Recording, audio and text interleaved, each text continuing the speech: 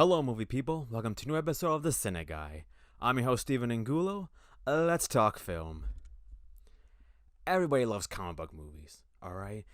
The opportunity to see our favorite heroes glamorize the big screen and going on all these, out of this world adventures. It's just amazing. Now, besides Marvel and DC, you cannot exclude graphic novels. These books are filled with so many original stories that take us to an entirely different new world aside from Batman or Spider-Man. I'm talking Watchmen, 300, V for Vendetta. Those are just to name a few that have made movie adaptations which are actually pretty good. And now there's a new little Netflix movie which adds to the list, which may or may not be a remake of Highlander.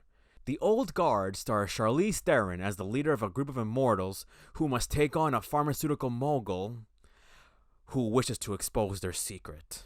So already it sounds like such a crazy adventure, and we dive into this whole universe as we follow a group of heroes that do whatever it takes to continue making the world a much better place. Now, what really sells it to us has to be the action sequences. I mean, my gosh, you can't be an action movie and not expect some craziness happening, especially since if you able to live forever. I mean, each fight scene had its own song to hype up the sequence, and it's just so much fun. I mean, you think about music in movies, all right? It's meant to hype things up, all right? Look at Shaun of the Dead. Weren't you hyped up when they played Queen during the whole bar fight? That's awesome. Same with the Star Wars franchise and everything. This one was just a lot of fun, that's for sure. Gosh, kind of like the way Queen songs did with Highlander. This is just gonna go on throughout the entire video. Now, since these guys do live forever, it does showcase the difficulties of immortality. You got people who have lived since AD or the Crusades, so many different wars throughout history, and they're there serving their purpose, which they believe is the only one they can have. Oh well, if we're gonna live forever, then we might as well do what we believe is good onto this world, since we have nothing else. There's nothing else we can do. They cannot have families, and if they did have families or loved ones, they're long gone. All right, they cannot experience growing old with somebody, or retiring, or thinking you know what, I'm done with life, I want to rest in peace. It doesn't work that way. All they have is each other, especially with Nikki and Joe. They are your, I won't say typical gay couple, but honestly, the amount of love they have for each other is just so unbelievable. That monologue that I believe Nikki was giving about Joe, about how he means more to him, and he's just it's just so beautiful to see how somebody doesn't just love you for yourself, they just love your soul. It's just amazing how deep they dive into it. It does not look cheesy or forced. It's just so amazing. That monologue, I want that on a Hallmark Valentine's Day card. I'll give that to a loved one. I don't care. I'll rewatch the movie and write it down. That was romantic. Also, these guys share a mental connection with each other. They can sense whenever there's somebody their own is still out there. That's how they were able to find Niall, played by Kiki Lane, who is technically the new person in this squad, the new recruit. Only she's still, discovering what her power is. She's a soldier who found out she was immortal after getting stabbed by a terrorist attack. And since then, she has been ostracized by the army, and she has no choice but to, stick with these immortals and be like them. And she has to learn all the sacrifices they have to make. She cannot go back to her family where she can, live with them in peace. No, she has a new purpose. She's got this gift, and it's time to utilize it for good. Okay, so it's these people cannot die, all right? They get shot or they get stabbed, they come back, they heal. Imagine that on repeat, and you have no choice. That's where Quinn comes in.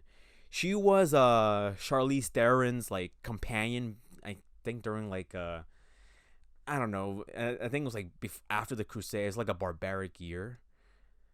Basically, like when Christianity was at the highest, and I think it was before the Salem witch trials, maybe. But yeah, those two get condemned for being witches, and their punishment for Quinn, they stick her in a coffin and dump her in the ocean. So just imagine that. She's drowning, but she can't die. She's coming back to life. It's like a horrible cycle of death and life going on. That's like the most horrific torture ever, and you know what? I wouldn't wish that on anybody. My gosh, it's like it just shows you the dark, like how evil humanity can be. Like they are wicked towards things they just don't understand. I mean, I would probably welcome an immortal like, "Hey, how you doing? That's awesome. You're doing good for this world." But, you know, we're human beings. We suck sometimes. Oh, hey, kind of like in Highlander when they decide to No, we're not. So the main antagonist is a pharmaceutical like businessman, like a media mogul who wants the secret to their immortality, not for good, but for profit. So, in other words, we're looking at a group of Wolverines taking on like a Mark Zuckerberg type of person here. Like, this is not like William Stryker, I believe, who just wants to kill mutants because he doesn't like them, or Bolivar Trask, that's for sure. No, this is more like, oh, you have this strange gift. I want to use that gift that you have and give it to other people, because who wouldn't want immortality? Like, this guy is trying so hard to sell the fountain of youth to the American taxpayer. And since we're so like afraid of death and just wanted to continue living our lives, we would buy this, this immortal drug thing that they're trying to accomplish. But he's the best out of humanity, greedy, evil, only cares about himself. As for Chiwetel Ejiofor's character, he's a CIA agent who actually ends up exposing the group. He believes in the good that they're doing. Like, he has been studying them for so long throughout history that he knows like a correlation going on here. Throughout history, almost each person that the group ends up saving will grow up to make a difference in the world, whether it's like cure a disease or or fund a new humanitarian project. It's kind of like if say like an immortal being rescued a small child from like a war zone, and that child grew up to like have the cure for cancer. Now, lack of a better metaphor, this is kind of like the pro-life argument. If you abort the fetus, what if that baby could have grown up to cure cancer or fix world hunger? That's kind of like right what's going on right here. Like, if these immortal warriors never saved these people, they would never have grown up to make a difference in people's lives. So like, if Charlize Theron never saved that little girl, the girl would not have grown up to open up a scholarship to send people to college and stuff like that. So that's one of the many positives of immortality. You have so much time to do all these great things, save a life, make a difference, just do good unto others, and it's just amazing. Kind of like in Highlander when he saves that little girl from the Nazis. Okay, I gotta start with these Highlander references. You can thank a buddy of mine who's a fellow podcaster for putting all this in my head. He made the same comparisons. Yeah, you can check out his podcast at serempov.com. Links in the description below were at least to my podcast, but just same website. Just look for a show called Another Pass. So yeah, humans can sometimes suck, but they can also prosper. All right, you don't have to live forever in order to make a difference. All you gotta do is get saved by a immortal warrior wielding a battle axe from the BC era, and then you're good. Overall, it's such a fun and extraordinary movie that while it may seem familiar, Highlander, it's executed so perfectly with its acting, its action sequences, that honestly, this is just you're just in for a good time when you watch this film. It is on Netflix. Do check it out. Okay, so my final rating is going to be 8.8 swords out of 10 torture coffins. Ugh.